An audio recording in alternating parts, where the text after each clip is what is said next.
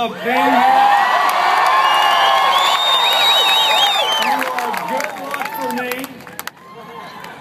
I came here when I was running in 1992. I came here when I was running in 1996.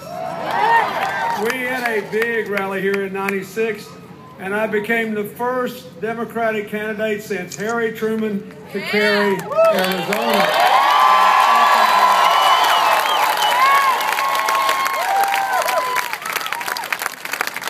I want to thank everybody who made this rally possible. Thank you, Jimmy Eat World, for the entertainment before I showed up. Thank you, Mayor Greg Stanton, for being here. Thank you to Bill Rowe, the Arizona Democratic chairman, and my great friend Jim Peterson, his predecessor, and another out-of-state visitor, Representative Loretta Sanchez from Orange County, California. Thank you for being here. I want to thank Kevin Johnson. He's been a friend of mine a long time. I used to cheer for him when he was playing basketball for you. And he was standing up here tonight, and one of the young men here with me came up and said, "Look at Kevin from behind. Look at Kevin from behind. He looks like he's about to dribble." He's doing a fine job as mayor of Sacramento, and you can be proud of him. And I want to thank all the members of the Arizona Cardinals who are here today. And mostly I want to thank Dr. Richard Carmona for running for the United States Senate.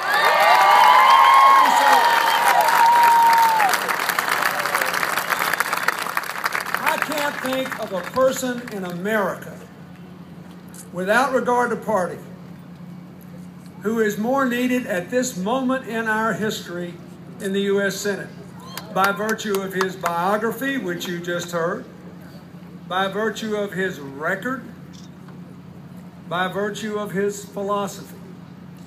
Look, folks,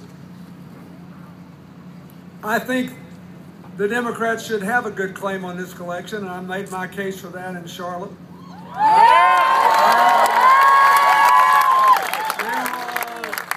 Since President Kennedy took office in 52 years, the Republicans had the White House 28 years, we had it 24, 66 million new jobs.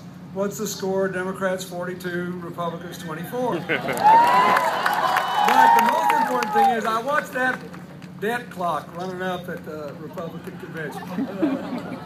And I heard all that talk in the last debate. Now, in those 51 years, there have been exactly 5 surpluses run.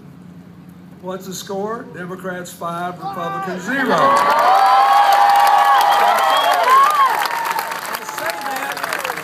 Because I got a lot of Republican friends who care about the debt, and I got a lot of Republican friends who want to invest in education, and I have a lot of Republican friends who are not anti-immigration. We're just talking about who's in control of their machine right now. And I was honored when this man, a lifelong independent, decided he would run on our party's ticket for the United States Senate, not because I thought he would be a party line man down the line, but because I thought he believed in the fundamental things that matter today. And here they are. Shared prosperity is better than trickle-down economics.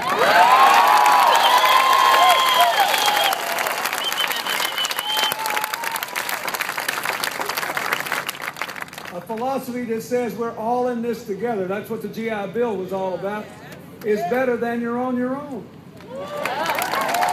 If we had left him behind when he dropped out of high school, if we had let him serve our country in Vietnam and dodge all those bullets, and if he got a Purple Heart, he didn't dodge them all,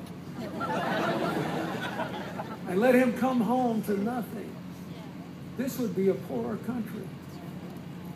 Every life we let go makes the rest of us poorer. And the more we expand opportunity for everybody, the more we build a great middle-class country for the 21st century, the more we give poor people a dignified, honorable chance to work their way into it, the more millionaires and billionaires they'll be. Because they'll all be lifted up. And the final thing I want to say, and that's why I was glad to see a fair number of Republicans come out for, Rich, is that in every successful country on earth today, there is a recognition that we face a blithering array of complex challenges. And in an environment like that, creative cooperation beats constant conflict every single time. So, I just want to say a few things. First of all, he's the only man in America who's been a full-time trauma surgeon and a full-time law enforcement officer over 25 years. And, you know, part of the time he was head of the SWAT team. So the head of the SWAT team is a trauma surgeon. I expect before this is over to see one of those Republican super PACs run an ad attacking him for trying to generate business for himself. There he was, running the SWAT team. The only reason he did it was so he could wound a few people and make jobs for himself as a trauma surgeon. That's the kind of craziness we're living with today. We got whole networks devoted to trying to make you miserable every single day of your life. Just keep you torn up and upset all the time. You're laughing, but you know I'm telling the truth, don't you? And yet, who wants to live like that? And what good can come of it? Look, we're in this boat together, and we got to row. The reason the DREAM Act is the right thing to do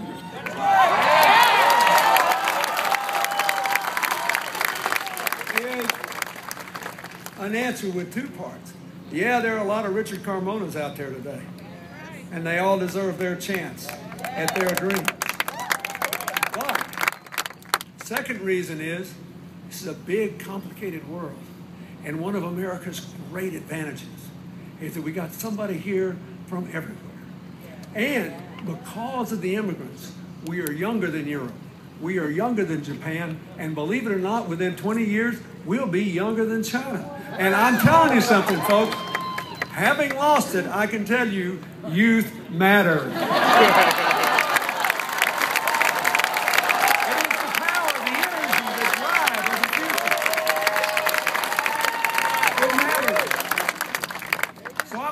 Talk about one youth issue that hadn't been dealt with. When the GI Bill became everything Rich said it was, paving the path to opportunity, it was the first legislation of its kind. We didn't have all that many people going to college and universities in America or anywhere else. And because we got there first and we rose faster, it built the great American middle class of the late 20th century. By the 21st century, everybody else had figured it out. And you had all these other countries, many of them smaller than we were, trying to do exactly the same thing. Meanwhile, the cost of college had gone up twice the rate of inflation.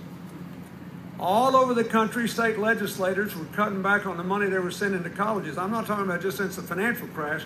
I'm talking about for the last 20 years, as the public school student body grew larger than ever before, and the anti-tax fervor that his opponent represents was cutting money away from state and local government. So colleges got in more trouble, and young people had to rely more and more on loans and scholarships to pay the bills, whether they were going to undergraduate school or medical school or something in between. So roll around to 2012, and instead of being first or second in the world in percentage of our young adults with four-year college degrees, we have fallen to 16th. And that is very bad news for the American dream and for our future. We got to get back up at the top of the heap. So, one of the things that is going to help us do this is the remarkable student loan reform passed by the Congress that the President signed a few years ago, 2009. Here's what it does. It's a big issue in the Senate race. I want you to understand, this is a clear issue. Every young person here and every not-so-young person who cares about this should know about this. This alone should be enough to determine the course of this Senate race.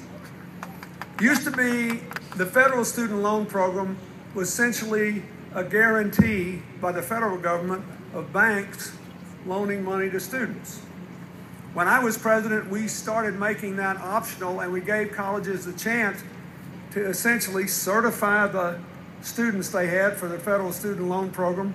We would loan them the money direct, put aside a loan reserve to make them safe, and guess what? The average student in the 1990s saved $1,300 in interest payments on every $10,000 they borrowed. And because they could pay the loans back, they all paid back because we let them pay the loans back as a small fixed percentage of their income. That is now the law everywhere in the United States for the whole student loan program. There are already 1 million young Americans who have chosen to pay this loan back as a fixed percentage of their income. And what does that mean? Number one, you never have to drop out of college again, never, because you're worried about the cost. And number two, it means when you do get out, you don't have to take a job because of your loan payments. Your loan payments will be determined by the job you take. So if some young Richard Carmona wants to go to work for the sheriff's department or to be a school teacher or a nurse, they can afford to do it because the loan they have to pay off will be paid off in monthly increments as a fixed percentage of their income and no more. Now that's a huge deal. And believe it or not, it gets better. Believe it or not, that actually saved you as taxpayers $60 billion over 10 years. It was cheaper than the old system. So what was done with the money? It was put into guaranteeing continued increases in Pell Grants and the continuation of the tax credits for tuition. So,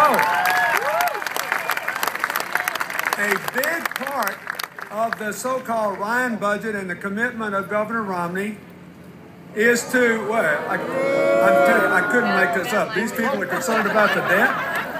A big part of their commitment is to repeal that law, go back to the old system, give the $60 billion to the banks, reducing Pell Grants in the future, putting the tax credits in question, making the student loans more expensive, and making them hard to repay. If you believe in the legacy of the GI Bill that made this man, if you